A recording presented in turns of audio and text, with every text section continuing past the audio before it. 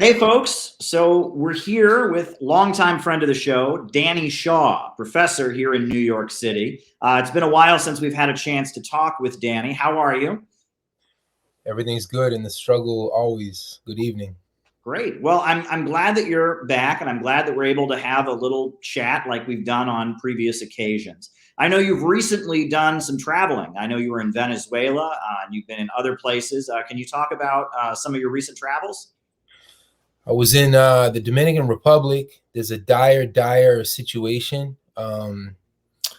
The zenith of the anti-Haitian racism and hysteria really hit in November and December. The Dominican authorities, the Dominican state, as they've done now for almost a century, was scapegoating and rounding up Haitians, targeting pregnant Haitian women who had recently given birth in the Dominican Republic, and then confining them to these super small 10-meter cells. So I was doing everything with the Dominican left and different anti-imperialist organizations to document what was happening. None of the Haitians who are the survivors of these campaigns could really speak publicly, or they would immediately be targeted. So it was tough to provide a voice, but we were doing the best we can. And then I was in Haiti with the anti-imperialist forces there.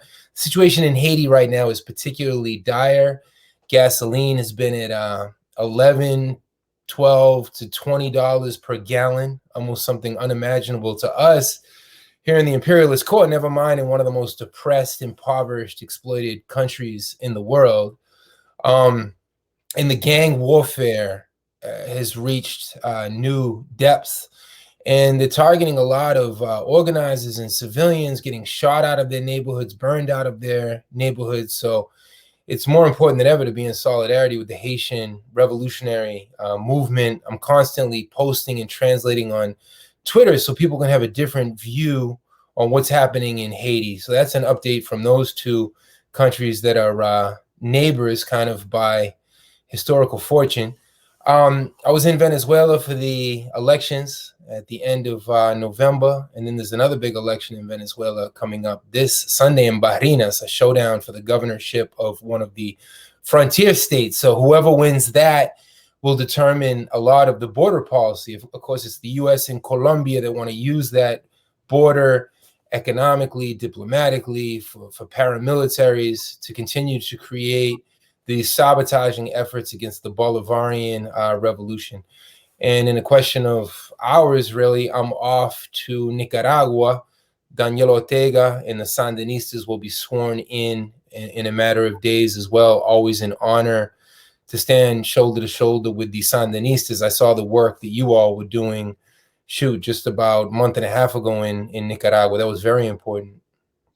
Yes, absolutely. Well, it seems like on your recent trip, you saw, on the one hand, you saw the Dominican Republic and Haiti, where amid this pandemic, we've seen the horrific effects of the capitalist system that puts profit over people. But then you also saw Venezuela, where, as a country is moving towards socialism, they've handled this pandemic much better, would you say? I mean, just the numbers seem to point to that. Wouldn't you agree? Yeah, despite being blockaded and sabotaged and besieged, it's amazing. I was looking at the studies today, and some of the countries with the highest vaccination rates, the United Arab Emirates was up there, but of course that doesn't include any of the Filipino or Indonesian migrant workers, because they're not even considered human beings. That slogan, "No one is illegal," certainly comes into play there. And Portugal was up there. So I was doing a little research. How is Portugal up there? Well, Portugal has that 1974 carnation anti-fascist revolution, inspired, of course, by Amilcar Cabral and the Cape Verdeans and the Angolans and the Mozambicans, and then the soldiers returning from the colonies and saying they revolted against the fascist generals. And Cuba, of course, Cuba was up there with 98%. So there's no question that the socialist-oriented countries, from Vietnam to China to Nicaragua has some of the strictest policies. My window to get the PCR, then fly to Managua. I respect 100% that they're protecting their people, but as a visitor, the window is like, you got to talk to your doctor and get that PCR.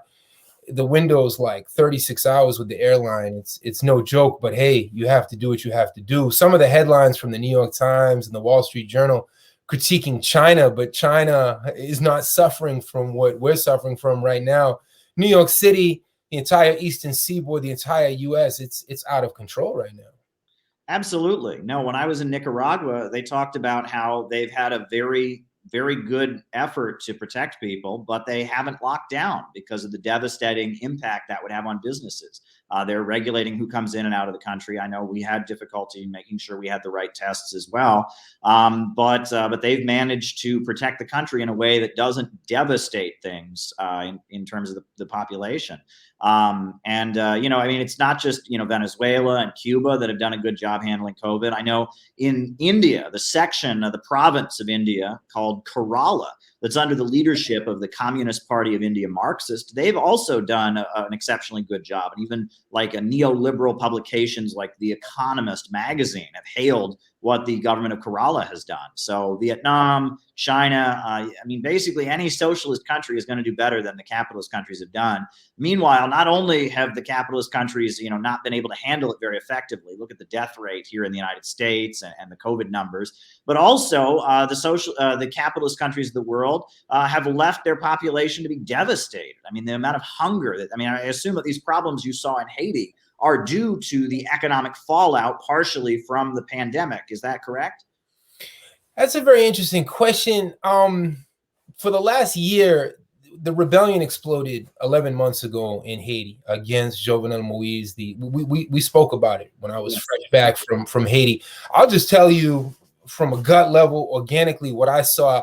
I never saw one mask in the neighborhoods of Haiti. The Haitians basically laughed at COVID.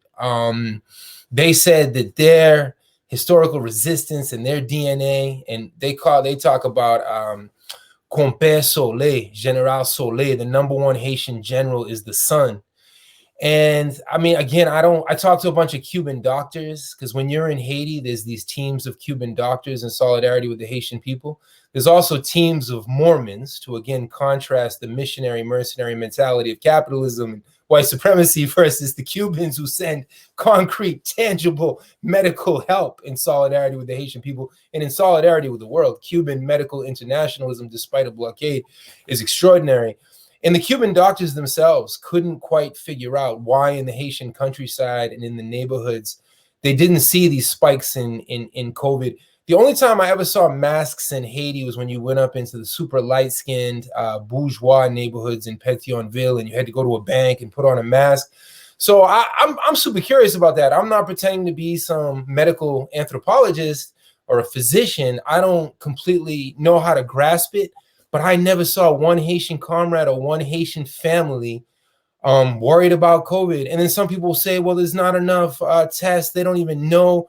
But I talked to them about that, and I didn't see them sick from COVID with COVID-like symptoms. So I still haven't quite been able to pinpoint that. But I'll tell you this, like the Black nation here in the US, the distrust of the vaccine, the distrust of the medical apartheid that exists in the capitalist countries, they don't want, they're open to the Cuban vaccine. They're open to South diplomacy and vaccine diplomacy. But when the U.S. comes in with their vaccines, and Democracy Now! Has done a lot of reporting on that, and I've never heard one Haitian say, we want your vaccines. So just to kind of challenge the audience that there are other perspectives on this entire pandemic. So that means that all Haitians must be Trump supporters, right? Because anyone who doesn't agree with the prevailing liberal narrative is de facto a supporter of Donald Trump. So Haitians are all Trump supporters, according to you, because they're not wearing masks. Am I right? Yeah, well, I'm a dialectician, so you got me there. Well, neither of us are biologists, and we don't want to be giving medical information. That is a very interesting observation that you made, and I'm fascinated by it. And I wish people in the United States would be a little more open-minded about these kind of things. There's not just one perspective. And that kind of brings me to something else you mentioned. You mentioned there were these Mormons there. Well, it's interesting because now the Mormons are reactionary. It's the highest religion among CIA and FBI, Mitt Romney and reactionaries. But historically, like when they first started, this was a very anti-slavery organization. that came out of the Second Great Awakening, this religious upsurge of opposition to slavery. And early on, many compared the church to almost utopian socialists or communists, that they shared all things in common. They had kind of a social welfare program to make sure no one in the church ever went hungry. They originally were multiracial, which was a big deal back then. Now, later, as they moved out to Utah, they became explicitly racist, etc. But when the Mormons began, they had a very progressive edge for them at the time. Now they've kind of turned into their opposite, as so many things in the United States have, which I think is kind of interesting. I mean, and it just shows how things kind of change over time. I know part of the reason that there's so much missionary work by the Mormons around the world is probably because they're gathering information for the CIA. Would you agree with that? I saw documentation from the 1950s directly linking the Mormon Church to the FBI, to the CIA.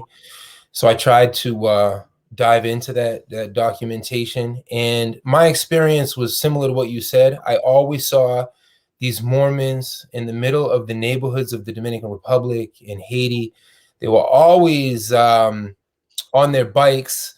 And I remember as a young revolutionary being trained by the Dominican left, the Dominicans would go and steal their backpacks and their bikes and leave them stranded. And I would always crack up. But they were always gathering intelligence. No foreigners probably know the callejones, the alleyways of the Dominican neighborhoods, the intricacies in and out like the Mormons. The Dominican left rejects, of course, ideologically, that mercenary missionary mentality. The Haitians talk about the three evil M's: mercenaries, missionaries, and Mormons. Oh, wow. I didn't know that. That's pretty intense. And why are they constantly invading us? And those, I don't know if you caught the headlines. It must have been 10 days ago now, but probably the most ridiculous headline I've seen in recent time, which is saying a lot with the capitalist press. But supposedly these 17 missionaries, 4 had already been released, but these 13 missionaries who were kidnapped in Haiti, in Croix de Bouquet, that's where Wyclef Jean is from. Not that he's really any type of anti-imperialist, but just so people can identify it on the map. It's a half an hour outside of Port-au-Prince. Somehow, miraculously, these 13 missionaries, I think they were from Iowa, supposedly they prayed so hard that they got a nudge from God and they escaped after 2 months captivity. No explanation, no nothing. Supposedly the gangs were demanding $1 million for each kidnapped missionary. And those were the headlines 10 days ago. It was the most ridiculous story, because how would they, without knowledge of Haitian Creole, without any knowledge of the Haitian inner cities, suddenly they would just release? So there was something behind the scenes with the Haitian state and the paramilitaries. And to demand $1 million, what Haitian youth would first of all have a bank account? If it was Haitian currency, in order to even accumulate 1 million, the equivalent of $1 million US, you would need, I don't know how many trucks. None of it lined up. And the Haitian people were just like, were they ever kidnapped to begin with? They got all the headlines. Haitians are kidnapped every day by the Haitian state. The Tonton Macoutes in the 1970s in Duvalier, that never made headlines. So I wanted to throw out that missionary miss headline, but I forget that the question you originally asked me. I went off track there. That's okay. That's fascinating. I remember a couple of years ago, there was a Mormon in Venezuela who'd been arrested by Venezuelan authorities. And U.S. media was playing up, oh, he was there on his honeymoon and all of that. And they never said what Venezuelan authorities eventually put him on trial for, which is apparently this guy who the USA claimed was just on his, he was just on his honeymoon and just a Mormon guy traveling to Venezuela. He had an apartment full of like AK-47 rifles, and he was caught arming and directing one of the violent opposition groups in Venezuela. So they arrested him, and I think they ended up sending him back, if I'm not mistaken. But it was just infuriating to read the U.S. press. They would never admit what this guy from Utah was actually charged with. Because if they would admit what he was actually charged with, then the sympathy for him and the rage at Venezuela for arresting him would immediately drop. I think if somebody showed up in our country from a hostile country with a stockpile of AK-47s and was directing some kind of armed group that was shooting police officers, I think we would be okay with our government arresting them. And we could, expect the same from Venezuela. It's important with every headline in the bourgeois press, about Nicaragua, about Venezuela, to read it critically as part of this informational war, this media misinformational war against Venezuela, against socialism, against the Bolivarian project. And the delegation en route to Nicaragua, some of the comrades are already there, others will leave in the course of the next day or two. People get so caught up, I think, in the more superficial questions about Nicaragua and Sandinista leadership and Rosario Murillo and Daniel Ortega, as if anybody in the imperialist core should be worried about Sandinista and Nicaraguan leadership. But just analyze the grassroots projects, analyze the participatory democracy, analyze critically all of the food sovereignty and what the peasants are doing. And the war against Nicaragua has never stopped. From the turn of into the 19th century, William Walker, speaking of mercenaries, 14 U.S. military invasions in the 1910s and 1920s of Nicaragua, on through the 1970s when the Sandinistas, in the spirit of General Sandino, fought back. Then in the 1980s, you have this horrific hybrid war, the Contra War against the Sandinistas, against the revolutionary project, similar to what they've done to Syria, though Syria, of course, wasn't as advanced in terms of socialism, but to the extent that Syria defended Palestine, to the extent that Syria had any social benefits and the Arab Socialist Army existed in Syria against ISIS, the U.S. functioned as a battling ram with their proxy powers. So Syria became, in many ways, the Nicaragua of 2014, if you will. So it's important, I think, even on the left has not been good on Nicaragua. And it's heartbreaking. Like, how many imperialist invasions in Libyas do you have to see that they want to Libyaize Nicaragua? They want to Libyaize Cuba. They failed miserably on November 15th in Cuba, and they failed miserably in Nicaragua. Oh, yeah. I mean, when I was there, it was very clear that the government has a very big base of support among the population. They're not going anywhere. And it was a fair election. I mean, they count the votes in the voting place, no less. I mean, the citizens, not only do they vote with their ID, but they have facial recognition. And it was a fair election. There were people who broke Nicaraguan law, lobbied for sanctions against their own country around the world, or otherwise were convicted of crimes and couldn't participate. But there was no foul play. And these people that were barred were never candidates for office. So the claim that, they barred all the opposition candidates. No, the Liberal Party was on the ballot. We saw election posters for the Liberal Party everywhere. So, yeah, I mean, when I was there, I saw that. But, it's interesting, you talk about how Americans we get caught up in criticizing the leadership and such. I mean, I tweeted out recently that I might disagree with people that are opposed to abortion and gay marriage. I feel abortion should be legal. I'm in favor of gay marriage. But if you don't, you're my comrade, and we can still work against imperialism and capitalism together. And I got this huge explosion. I think that tweet was retweeted like 800 times. All these people attacking me and such. And a number of the people said, oh, of course a white man would say that. And I thought, well, I wasn't referring to white people. I was referring to Shia Muslims. I was referring to the Nation of Islam. I was referring to black nationalists. I was referring to the people of Nicaragua because, yes, in Nicaragua, they are opposed to abortion. They are opposed to gay marriage. And I don't agree with them about that. And I'm not afraid to tell them that. But I still respect them as an anti-imperialist socialist country. And I don't understand why people get caught up on these social issues when, again, the burning contradiction facing humanity is the capitalist system and its continued decay, and the resistance of people around the world and the working class, the workers and oppressed people around the world struggling against it. I mean, and that's just a pretty basic, Marxism 101 outlook, but it seems to have been lost in this age of like woke leftism. Would you agree with that? Oh, yeah, this woke capitalism is very dangerous because I lived in Nicaragua in 2005. I was a visiting professor at the La Universidad Nacional Autónoma de Nicaragua in León and Managua, and they have their own history. They have their own Catholicism. It was a colonized country. Abortion is not like something you just bring up with Nicaraguan families. They have their own history. So here we come with our ideals and our principles, and we're pointing our fingers, but no one applies the same type of principles to the Dominican Republic or Puerto Rico. Across Latin America, these are, the the famous quote, "Rest in peace, Desmond Tutu." You know, the white man showed up with a gun in one hand and the Bible in the other, and the famous quote where the people had the land, and the colonizer came and said, "Close your eyes," and gave them the Bible. And when the people opened up their eyes, they had lost the land, right? So people forget about what colonization did. And then indigenous cultures have their own beliefs. So to weaponize these quote unquote woke issues, of course we believe in those social rights. You know, that's our culture here.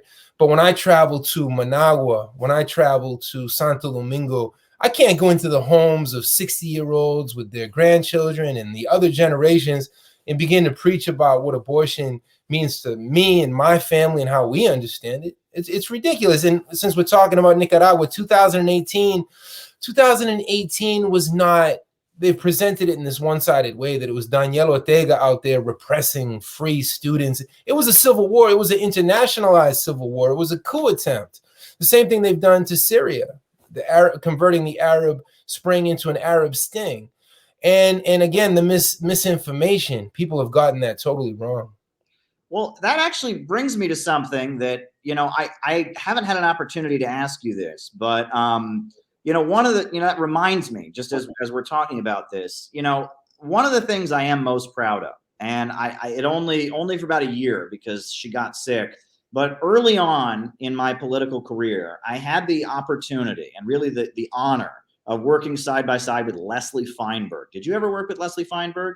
I was that 15-year-old who joined Workers' World. Leslie Feinberg was a legend. Right. And the first year I was in the Workers' World Party, she was still politically active. She got Lyme disease after that. But, you know, she came to Cleveland and gave a talk at a university. And, you know, and I went to New York a few times, and there were some interactions. She worked with me on some of the articles I was writing, and she gave me feedback and such. And, you know, she was part of my experience early on with that organization. And one thing that I noticed about her was you know, the last, you know, period of her speaking publicly before her illness kind of got her to the point that she couldn't speak publicly anymore, and she eventually died. But I remember that, you know, as somebody who was, I mean, this is the first trans rights activist in all of U.S. history, the first person to stand up for the rights of trans people. You know, a diary of a transsexual that was published in like 1975 was this pamphlet that she wrote about being trans.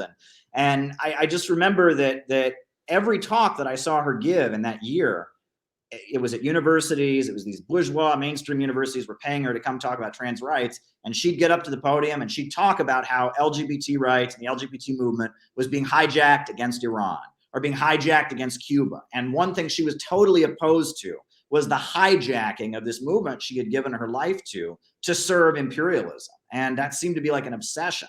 That seemed to be all she wanted to talk about in her final years. And it really showed how much, you know, being a trans activist, but also being an anti-imperialist meant to her, that she saw the struggle for trans rights and the struggle against imperialism as tied up. And she did not want to see, you know, woke imperialism. That was pretty clear. I mean, that was just one thing I distinctly remember. Do you have similar memories of Leslie? She was so ahead of her time. I remember reading Stone Butch Blues as a teenager in Brockton, Massachusetts, in Dorchester, being blown away, seeing her speak, marching in the pride parades back then with these super militant revolutionary LGBTQ contingents. I remember super militant transgendered events in the 1990s. So rest in power, Leslie Feinberg. Those were very influential times for me. I'm glad you brought that up.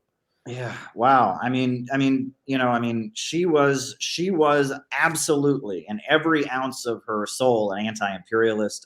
And she took tough stands. I went to her memorial. They talked about how, you know, there was a time when Cuba was quarantining people who had HIV because it was new. It was a new disease. They didn't know quite how it worked. And that not only did Leslie Feinberg defend Cuba around that, but when there were anti-Cuba events in the LGBT community in New York City, she went and as a trans rights activist disrupted flaunted these anti-Cuba events that were being put on in the name of LGBT rights. I mean, that's how committed she was. Went to Palestine and spoke on panels with the Palestinians as a Jewish LGBT activist, standing with the Palestinians against Zionism. I mean, just a real giant of class struggle, and it's really an honor. I'm not sure she would agree with a lot of what I do now, but I do think she's absolutely. It's really an honor to have worked with her.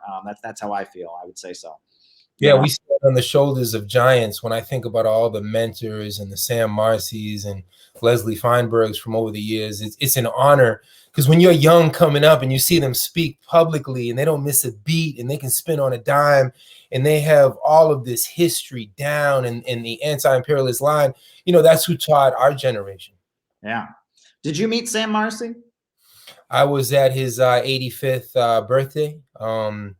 My name was up in there in Manhattan and in the Bronx, dedicated to Sam Marcy as one of the youth back then. They had just sent me to Cuba.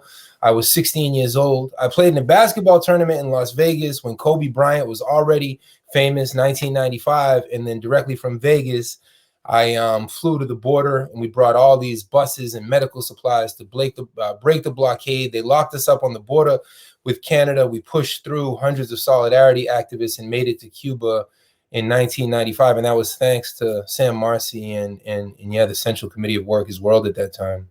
Wow. Well, for those viewers who don't know, Sam Marcy was the founder of the Workers' World Party, and a number of the political, I think what you can call the quote unquote tanky parties in the United States trace their lineage back to Sam Marcy, right? There's the Workers' World Party that he started, that Danny and I are both former members of. We were both with it at one point, no longer. But then I think there's obviously the Party of Socialism and Liberation. That's from the Sam Marcy lineage. There's the, the Struggle La Lucha Socialist Unity Party. And there's a group in Detroit now, the Communist Workers League. And then I think in New Orleans, there was a party for a while, or the New Orleans Workers Group. But there's a lot. I mean, this was a gigantic individual who really impacted a lot of people, organized huge demonstrations in Washington, D.C., the People's Anti-War Mobilization of 1981, a massive anti-war rally against Reaganism that was attacked with baseball bats by the Moonies and the Unification Church. I believe they attacked it and they fought off an attack. And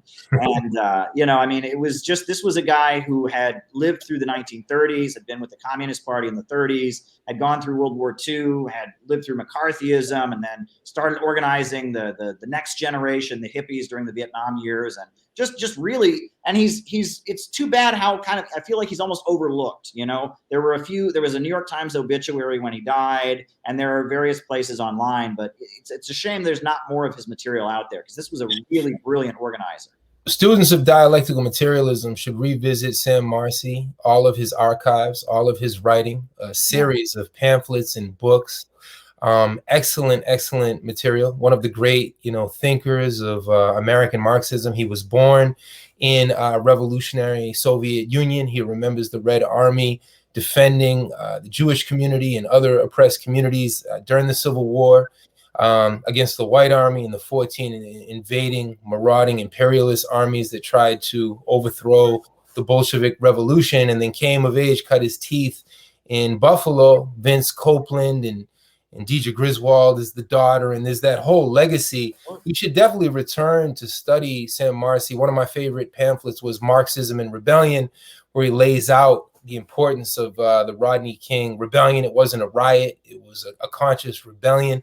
And 60% of the people arrested were actually Latina and Latino. It wasn't just the African-American nation rebelling. It was all oppressed people. And poor whites were up in the mix.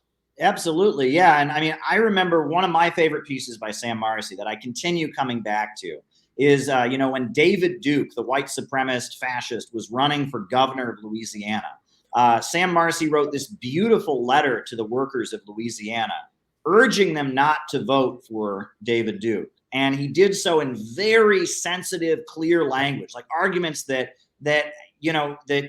no one could disagree with. You imagine you could hand this leaflet, that Sam Marcy wrote, this letter to the most racist white worker, and they would have to read it and think, wow, maybe David Duke is not the man for me. I mean, it was just beautiful, laying out the case about why racism hurts all workers. I mean, I wish more people could read that letter to the workers of Louisiana by Sam Marcy. It's very beautiful.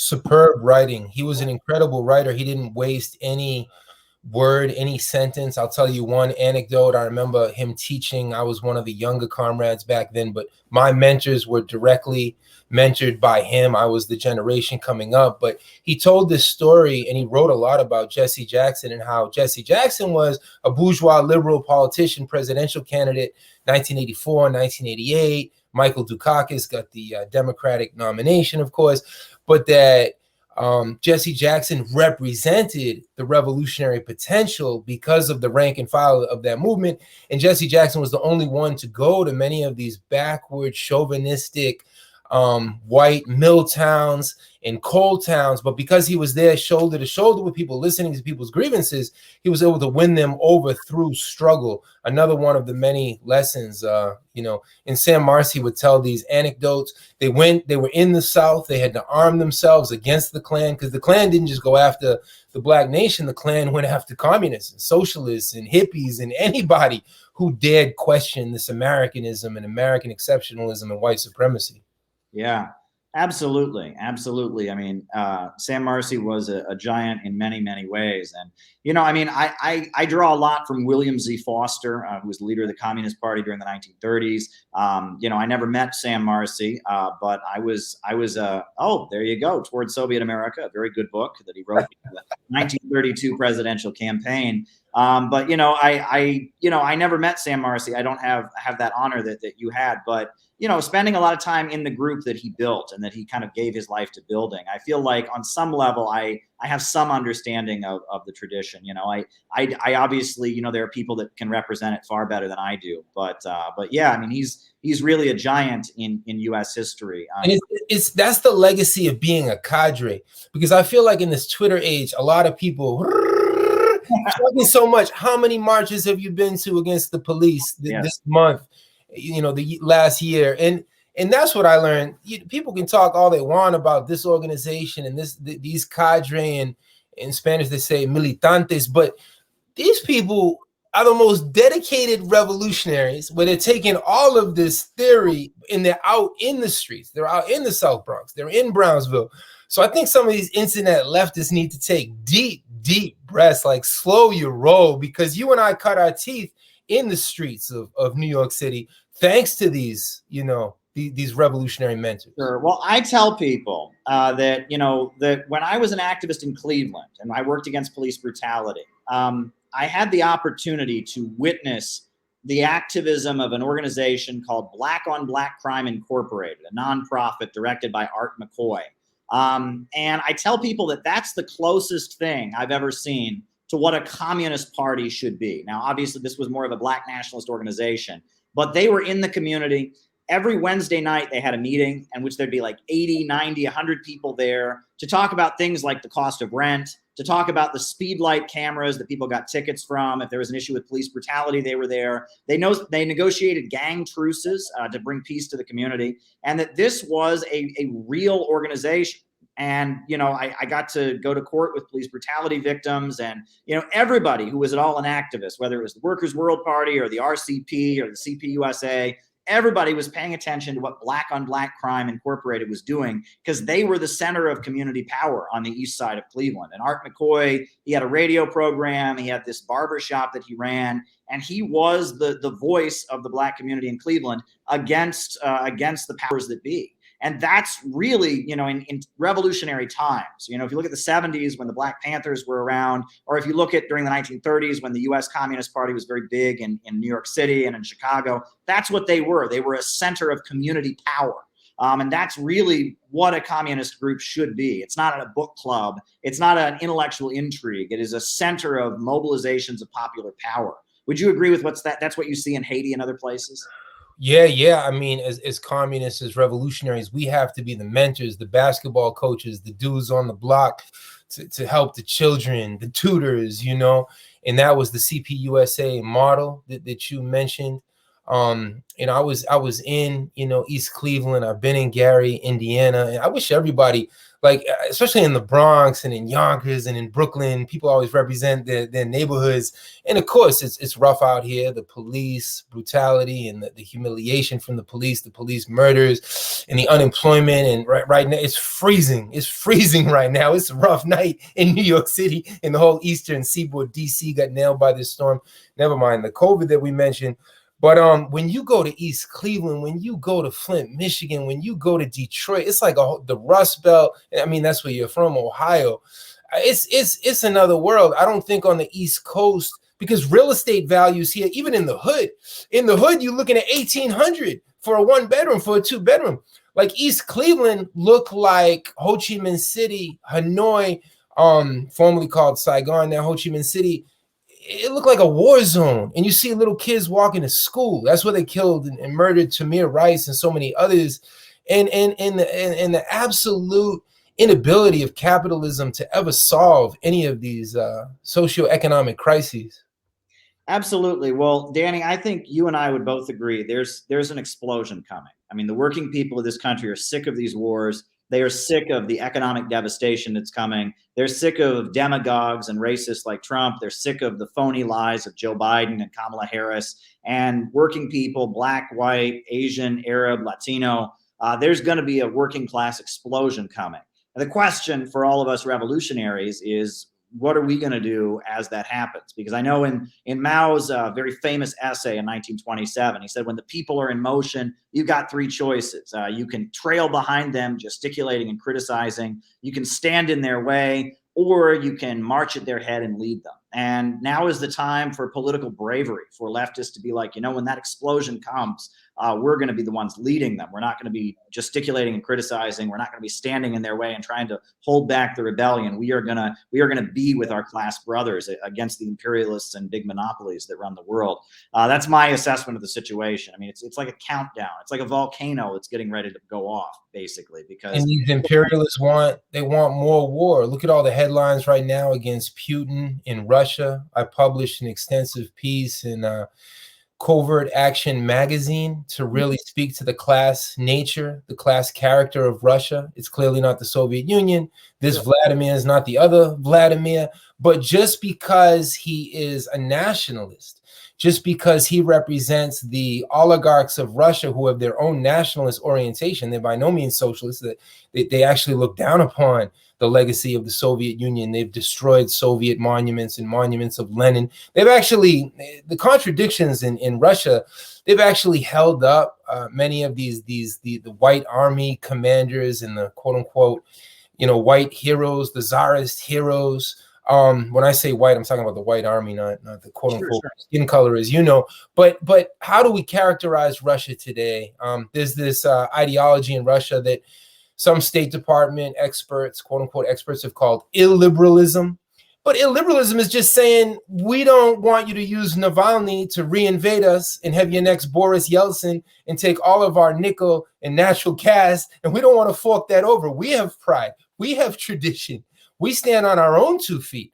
So all of these headlines, and it's CNN and MSNBC who are more dangerous in this case than Fox and Breitbart. So we have to ask ourselves, how come capitalism can pivot that way? It was so weird. Sean Hannity and these other talking heads who are super demagogues and racist, but they've been speaking, Tucker Carlson, they've been the ones saying no war on Russia. And Trump said no war on Russia, therefore he wasn't presidential enough. Just so people can appreciate, this stuff is dialectical. People just want to, automatically, the right wing is the most dangerous because, of course, and in many ways they are. They're more overtly white supremacist and homophobic and sexist. We know these things. Trump is absolutely disgusting. But more important than the disgusting characteristics, he's a billionaire. He's worth $3.5 billion, his own personal assets and property. How does he represent, my brother-in-law back in Boston, Massachusetts, post-industrial, deindustrialized? How does he represent? And who voted in the highest numbers for Donald Trump? The Oxy electorate, precisely in the counties of Ohio, Pennsylvania, Massachusetts, the Rust Belt, with the highest levels of opioid overdoses. That's who voted the highest for Donald Trump. So what does that tell us? We're not reaching the most suppressed, the most backward layers of our class. I mean, my own family members, you know, and before I can ever bring up Nicaragua, Venezuela, because my grandmother taught me when I was like 16, 17, she was yelling at me. It was after the National Day of Mourning, where indigenous people remember the true history of Thanksgiving or Thanksgiving in this country. And the police attacked us. They locked us up. They broke several of my fingers because I was trying to grab onto and help the very workers' world leaders that you mentioned, and Black Panther leaders and Young Lord leaders. And the police were trained to break our fingers, to break us up. And when I came home, when we got out of jail, my grandmother starts yelling at me, blaming me. What are you doing marching with those? I can't use the racial expletives that my grandmother may have used. She probably used the word Indians or something, or drunk Indians, some type of backward stereotype. But I learned quickly from a young age, mixing family and politics is very tricky. And the informational war is so deep that my family members never asked me, how they go in Venezuela? What did you learn? How about Nicaragua? Because they watch CNN or they watch Fox. They're the experts on Venezuela and Cuba and China. So it's mind-boggling, this Americanism, this American dream and an American exceptionalism. We have a lot of ideological work in front of us. That's why I appreciate the work that you do on a daily basis. Well, thank you very much, Danny. And I mean, what you said about Russia, you know, having been over there a number of times, I would say you're right, but it's complicated. And like most things in the world, you know, yes, you're right. You know, that's one aspect of it. But, you know, I mean, it's interesting because, you know, there's a lot of Soviet monuments that are still up. I mean, near the hotel I stayed at in Moscow, there's a big statue of Karl Marx. He's not even Russian. And that there's this, in a weird way, a lot of these, you know, these white army figures, or a lot of these czarist kind of nationalist figures that they've kind of built monuments to, and Stalin and the Russian Orthodox Church all kind of meld together nowadays. They talk about the new Russian patriotism, where it's kind of like the Soviet Union and kind of a vague anti-capitalism is part of our heritage, but the Russian Empire and the czars are part of our heritage, and it's all part of our identity, which makes us not Western, right? And makes us separate from the West and the culture that's coming out of the USA and Western Europe. And you can compare it in a weird way to what's happening in China now, because nowadays in China, there's a revival of Mao and Mao Zedong thought. People are reading the Little Red Book, they're promoting Mao. But there's also a revival of Confucius, the traditional Chinese scholar, the father of Chinese civilization, who Mao tried to eradicate during the Cultural Revolution. He had an anti-Confucius campaign.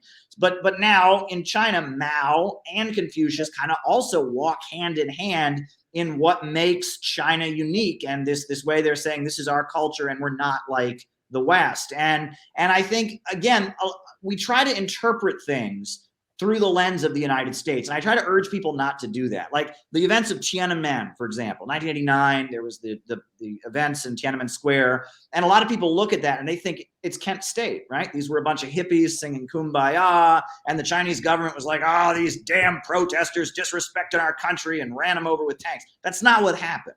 Right. And that's according to Nicholas Kristof. That's not what happened. According to the BBC reporters who's there, according to the leaked Telegraph, diplomatic cables from WikiLeaks, that's not what happened. There was a lot of violence there, but the square was cleared peacefully, and the violence happened elsewhere. And there were there were snipers, there was gunfire. It was a battle, not a massacre. A pitched battle, 100%. Yeah. Plus the students, right? People make it out like they were just, hippies, kumbaya or something. Well, no, a lot of the students, according to the New York Times, were motivated by racism. They were mad that the Chinese government had a scholarship program for Black Africans. And there were race riots in the lead up to the Tiananmen protests. Nobody talks about that. Some of the protesters, they didn't want Western democracy. Some of the protesters were hardliners. And they wanted to go back to the Mao era, and they didn't like the Deng Xiaoping reforms. And that, according to one book that was published by Harvard University, there were more pictures of Mao in Tiananmen Square during the protests than there had ever been since Mao was alive in the 1970s. So it's like, but Americans look at those events in Tiananmen Square, they hear peaceful protest, they hear massacre, they see tanks, and then they project, they think it's Rambo, right? Rambo, there's a movie where he's ranting about protesters, these maggots spitting on, and they're trying to redo the Haight-Ashbury Vietnam thing and project it on a completely different country in a completely different time. And that's what I think a lot of people, they look at Russia and they say Russia is fascist. It's like Russia is not fascist by any means. Fascism is something that happens in Western societies when the capitalist crisis in imperialist countries gets so intense that the liberal democracy kind of collapses into an authoritarian state to maintain capital. That's Adolf Hitler in Germany. That's Benito Mussolini in Italy. That's the Ku Klux Klan of the United States. That's like Oswald Mosley in Britain. That's fascism. But Russia is a country with its own history. And, we can't project these labels onto them. The same with China, the same with a lot of these countries. And I find it very frustrating when I'm trying to talk to people about politics and we assume that we can understand their politics by referencing our own, which is kind of what we alluded to at the beginning of the conversation with Nicaragua. You know what I'm saying? There's a lot of ethnocentrism and American exceptionalism. There's a new book that came out. I reviewed it for Toward Freedom. Is Russia Fascist? Very provocative book title. Unraveling Propaganda East and West. Now, this is a State Department researcher, a professor, expert, French professor, expert on Russian affairs, Marie Laurel. It's a good read. It's very anti-Soviet. You have to read it with a very critical lens, but Russia is this hodgepodge of everything that you laid out: the illiberalism, the anti-imperialism, anti-US imperialism, the Soviet nostalgia, the white army nostalgia, of course, the Russian Orthodox Church. And there's a certain ideological kinship going back to Fox News. They have very conservative values. If anyone listens to much of RT's production and Putin and what's the ideology of the Russian state, there's a certain, I think Putin's framed himself, projected himself as kind of the quote unquote anti-progressive. Like RT goes after quote unquote progressive politics and woke capitalism a lot with all of the RT contradictions, Russian contradictions. But one of my pet peeves in the study of dialectical materialism, there's no shortcuts. Things can't be overly simplified. So whether we're talking about Russian history and we're talking about Stalin's leadership and Trotsky's leadership, and people reduce things to dogma. Yes. You don't have to be 1000%, I'm a Stalinist. That doesn't make you more masculine or something. You don't have to be, no, Trotsky was always correct. That's not dialectical materialism. Right. It's much more complex. And it hurts me decades later that people reduce things to dogma, whether it's characterizing Russia today. That's why I wrote it's something like a 13-page article so people can peel away these different contradictions. How can Putin have some of these conservative values that we would never agree with as revolutionaries? But when you go to Venezuela, when you go to Syria, you'll hear the masses, because I heard it with my own ears. When they see RT and RT journalists covering stuff, they start chanting Russia, Putin, Putin, Putin, because they see Putin as a badass who dared to stand up to U.S. unipolarity. So those are the contradictions, those are the dialectics that exist. Well, sure. And I mean, what was made clear to me when I was in Russia is the reason Putin's so popular is he fixed the economy. After the fall of the Soviet Union, it was an economic disaster. All these people who say, oh, communism didn't work, they never want to talk about the 90s where they restored capitalism in Russia and it led to, just devastation of the country. I mean, mass death, mass starvation. The population went down by like 10%. They called it economic genocide. People were either dying or fleeing the country.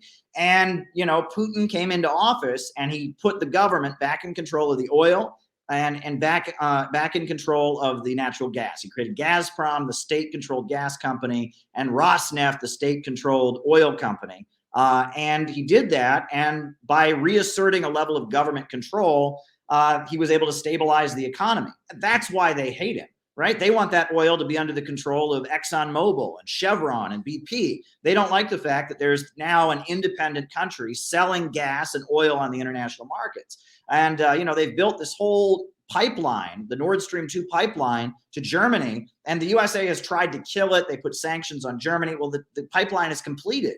And now Russia's ready to turn on the gas and bring gas to Europe. But Germany won't turn it on. Now they're blaming Russia for the fact that natural gas is so expensive in Europe. And it's like, well, it's so expensive because it's rare. And if you would just turn on the pipeline, it would be way cheaper because there'd be all that Russian gas flowing through there. It's like, you listen to this. How in the world can they blame Russia for the cost of gas when they won't turn on the pipeline? I mean, it's so ridiculous. But at the end of the day, these imperialists don't want competitors, right? Whether it's Huawei that makes better phones than Apple, right? Whether it's Iran that sells oil on the international markets, or Gaddafi that used to be the top oil exporter, they don't want competitors. They want the whole world to be poor and underdeveloped and a captive market. That's what they want. And it's not going to work. That's just not how things work. Would you agree with that? Yeah, they want free trade when they're the free foxes who can roam among the free chickens. But as soon as there's some other foxes or some wolves or anyone that can defend themselves and exercise any degree of sovereignty, they get quickly alarmed and have to demonize that other entity, that other state. So I think all of our anti-imperialism, we have to analyze it in that context, that the war against Syrian sovereignty, the war against Libya, the war on Palestine, the war on Yemen, anywhere they can't control, almost independent of the ideology, because certainly some of these countries were not Marxist, Leninist bastions of self-determination. The Syrian state is not the Cuban state, but the Syrian state has to be defended vis-a-vis imperialism. Despite whatever contradictions, the imperialists aren't there to clean up the contradictions of Bashar al-Assad and Hafiz al-Assad and the Assad family. They're there to push Syria in the direction of an Iraq, in the direction of a neo-colony. They don't critique Iran for whatever contradictions the Iranian system has, because they care about the Iranian people, the 85 million people of Iran. They want to recolonize Iran, which is a massive piece of the global chessboard, like Russia, like China. But everyday imperialism is weaker and weaker. It was 22 years ago that Vladimir Putin ended the 1990s, the decade of humiliation in Moscow, in St. Petersburg, across the Russian Federation. And the Russians were radicalized by 2014. That's the dialectical flip side of all these headlines. Russian youth do not want to be humiliated, and they don't want to see NATO. You know, Estonia joined NATO, in Lithuania, in Latvia, in James Baker and Clinton and Bush. Their promise was to Gorbachev, will never encroach upon your borders. So every day the headlines in the US, these Russians are amassing soldiers at their border. They're their borders. Is anyone critiquing US soldiers on the Mexican border and in Hawaii and in Puerto Rico occupying other neo-colonies? So the hypocrisy, this system is drooling with hypocrisy. Absolutely. Well, very astute observations as always, Danny. Where can people find out more about your work? Give us your information. Yeah, at Danny Shaw CUNY on Twitter, IG. I've constantly been censored on Facebook and IG, but we keep trying to, put out content. I published a tribute to Frantz Fanon, one of the most important thinkers. He passed away 60 years ago in December. The Panthers were Marxist, Fanonists, Maoists, Leninists, but Fanon was right there. I've written extensively on Russia lately. And yeah, to be back in Nicaragua, that Sandinista nostalgia. So just maximum respect to the Nicaraguan people, the Venezuelan people, everybody resisting U.S. unipolarity across this world. The future belongs to you. It's clear, as you put out every day, imperialism is in decline, both domestically and on the international stage. Well, thank you very much, Danny. Always a pleasure to speak with you. A lot we can agree on, and a lot I hope we've made our audience think. Thank you very much. All power to the people.